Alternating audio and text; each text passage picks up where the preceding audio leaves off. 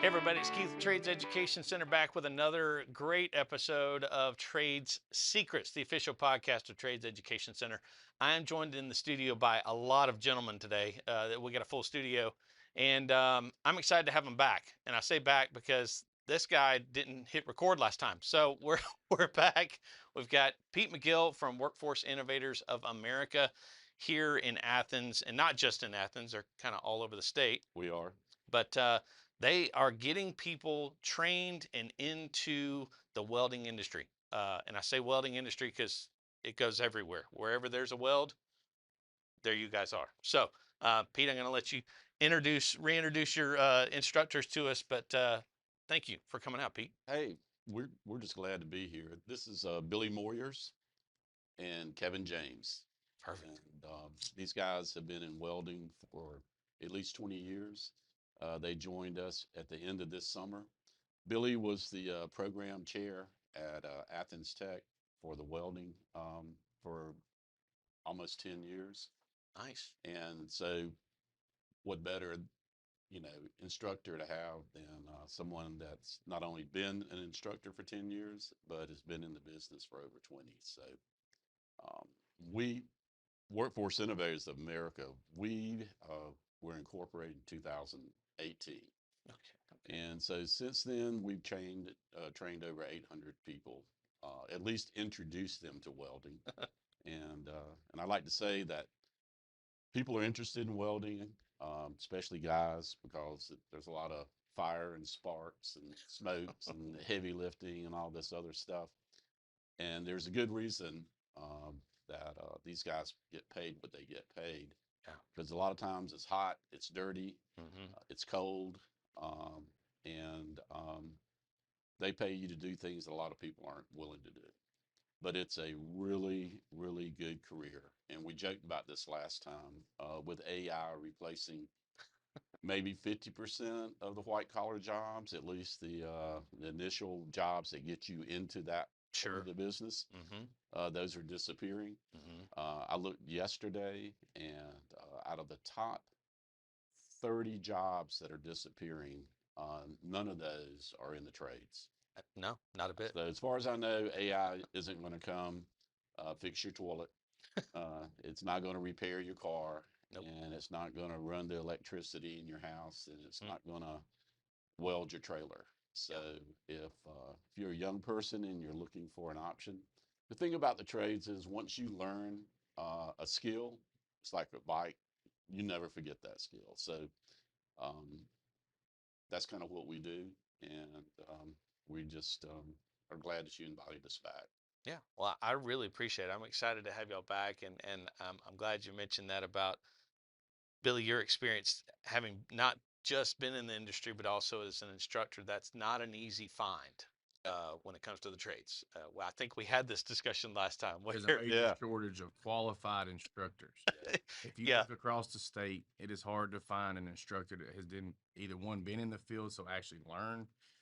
Most of them are just coming fresh out of college and they're rehiring them as instructor kind of things because most of the guys and girls that come out of these programs are making far more money than technical colleges are going to pay them. yeah. So there's a and major us too. shortage. Yeah. Got to have that side hustle. Mhm. Yeah, so somehow we tricked these guys into working for nothing. Yeah, I understand It's that like this completely. baby Billy. It's a but wash. but you talked about that with the experience side, but it's also the instruction side. Like not everybody's cut out to help teach, No. and that when we started this school, that was my two business partners. That was their biggest concern was, dude, you don't want you don't want most plumbers instructing people. They're not going to do it well. Now I happen to think because I've been a teacher for a while. I think a lot of people do have that capacity. Mm. I think they just don't know it yet Yeah. because they correct me if I'm wrong, for most of us, when we think about teaching, we automatically associate it with whatever bad experience we had in school. Mm-hmm. We don't associate it with, oh, well, I'm actually getting to take what I know and my expertise and pass it on to someone else, which is a truly incredible thing to do. It is. I 100. That's the 100% the reason why I got in it for sure is the guys like this and people, the students that come back and success stories, and that for their lifetime they'll never have to worry about making money. because a pipe trade and pipe hand, tube hand, you ain't always have work. And that's very good paying job. So that's 100% the reason it got me back into teaching or keeps me into teaching is students like sitting right over there. Yeah. And we keep pointing off camera. We do have 2 success stories sitting in the room with us, and we're going to have those on in just a few minutes. But in your background as well, I mean, you're also an instructor and you're also experienced in the field. Yeah. And he's a veteran, Yeah, I retired from Navy, 20 retired years, from the Navy. aircraft Okay. structural mechanic. So, That's right. Yeah. Okay. so I mean, I did that. I mean, basically, I came to get my certification to weld, and it was one of the things where I got suckered into it. I never thought I would enjoy teaching. I thought he wanted me to stand in for a class. He had to go have an appointment or something, and nope. Next thing I know, I'm teaching at a high school.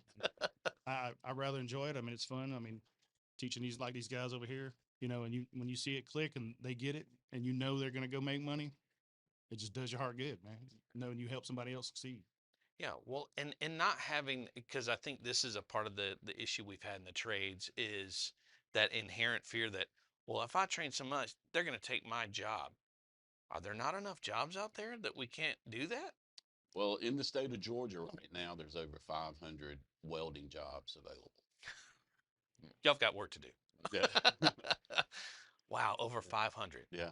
Yeah. And in Cartersville, there's almost 300 of those 5 because all the power plants Yeah. are converting from coal to natural gas.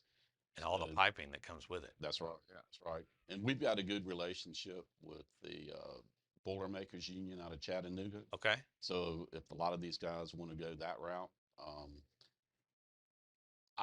I'm from the South, and I was raised in the '50s, and a lot of people down here, I think, wrongly think that when they hear unions, they think communism. I'm like, I don't know what country you grew up in. But you can look at Detroit and the automotive industry, and all the buildings that are going up in New York City and Chicago and every place else. The unions built the company, built the country. Yeah. And so whether you want to be part of it or not, it's last time I looked, it's a free country. Yeah. And hopefully it's going to stay that way. Yeah. So, but there's a reason why the unions pay really good is that they have super training and they know what they're doing. And when they send somebody to you on a job site, you know that they've got the background that's going to get that job completed.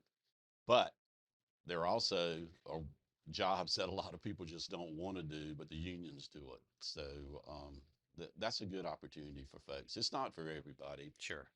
When we first got started, we were trying to help folks that were maybe stuck, like in a minimum wage job, Sure. maybe food service, maybe retail, hospitality, and somebody that wanted to make more money and have a better opportunity. So out of the 800 people that we've taught, probably 80% of them came to us and we were able to find a grant for them. And so they got the training at no cost. Wow. It may be higher than 80%. So for somebody that's looking to make a change, or maybe some like the young folks that are just starting out, we always tell everybody, let us try to, we don't want you to go into debt.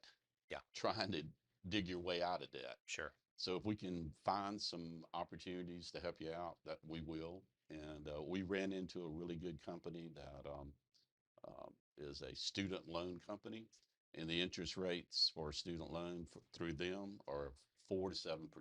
No kidding. So I don't know where That's else. hard to find. I mean, 4% is almost free money. Yeah. So if it's money that's holding you back, it shouldn't. Yeah. You need to. And look, you're always welcome to come by, and we'll kind of walk you through it and let you see what it's like. And you can try it. And if you decide it's not for you, no harm, no foul. We're not going to hold that against you personally, because you don't know if you like something until you try it. Yeah. And go ahead and plug it now. We'll plug it later, but it's WIOAmerica.com. Yes. Yeah. Workforce Innovators of America. But we shorten it to WIO because people don't like to type that out at the end. Pete McGill at Workforce Innovators of America. So it's WIOAmerica.com. Cool. And that's the website too. Yeah. All right. So with that, what has been the most interesting thing to see? Has it been the career changers, or has it been the younger generation? And also with that, it's a two-parter. Um, with that, what are the different challenges with working someone who's a career changer versus a kid right out of high school? I mean, it really depends on which kid you get. I've seen some kids right out of high school, and you're going to talk to one here in a minute that had never touched welding before. He come in, and we was like, this kid's going to be different. He can weld like right out of the box. And then you have other kids like the other one you're going to interview that took the harder route, more like me, that, it didn't come so natural to him. But I mean, I've learned that it doesn't matter what age, what area you come from. If you come to us with the right mindset and you're willing to work and put in the hours, you're going to be successful. Like I haven't seen any person come through this program and try and not go out and make themselves better. Um, and we've experienced students from 17 to 72. No and kidding. and as long as they had the right mindset, they come in working. I mean, we have been shocked in a couple of occasions, and you see me like, okay, what are you? And then he gets in there, you're like, all right, well, I mean, always willing to learn. That don't ever change. With welding is one of the things. It don't matter who you are, or what you're from. If you're willing to come in and work and put the hours in, you're gonna be successful. That's awesome. Guaranteed money. Well, I have another one related to the actual welding aspect, and that's something we talk about here as well. Is none of the trades are inherently safe. There's inherently some level of risk Oh yeah. and danger, right? So how is it that we make sure that people mitigate that risk in terms of how y'all train? We train them like job sites. If you get caught with your safety glasses off, you need to leave the lab. You're gone. You get dock points if you're late. So it's accountability. Yeah. One You hundred gotta hold 'em percent. accountable. And the first 1 or 2 days that's what we take. We take those days to show you the equipment and to make sure you're safe around the equipment. And maybe that the equipment's safe around you too. Well, no, that's a good point because I mean, there you got to check your equipment to make sure it's operational, Oh yeah. and if it's not, they got to let you guys know, Yep. right? Hey, Billy, Pete, you guys, I'm not sure this thing's working right, right? And being willing to say that Yeah. and not just go, oh, and let the next guy figure it out. Well, that's like you said, the first couple of days we teach, we even have stuff in the lab sometimes that is bad, and we hope that student goes out there and identifies that because that's part of it. In any job site, I mean, it's your safety is your responsibility. So we like they said, we teach that day one at our doors. Every day you show up, you're going to show up dressed and ready to work, safety glasses, proper clothing, or you get graded on that day and you fail. Because if you show up to work in flip flops and gym shorts, you're not going to get no welding done. Just like you in our shop, you're not. We don't want you getting hurt. Number one, and fire extinguishers are expensive. We can't. You don't want to scream in class alpha. Well, and it's not just the individual; it's everybody around them too. Yeah. I mean, you put everybody else at risk. Yeah. When, Oh yeah. when you take on a risk that you shouldn't. Oh yeah. You out there, using a cutting wheel with no guard, and fling that across a shop and stick it in somebody's head. That's not good. I actually have a picture of one of our instructors that has his safety glasses on, and about a quarter of an inch of a grinding disc is stuck in his glasses. Holy cow! And so I'm like, I'm going to embarrass you, Colonel. But by the way, we have other veterans that teach with us, and I said, I'm making a poster out of that. I mean, you have to. I mean, that's begging for a poster. Sure. That's awesome. Can I say one thing before I forget about it? Yeah. Is that welding isn't just for guys. Mm-mm. We have women that come through the program, and without insulting anybody, usually they're the best welders. Detail oriented. Detail oriented. They're patient, and I always joke around saying I think it's because it's evolution, millions of years of raising children and husbands, and Yeah. so it's only I think less than 3% of the industry.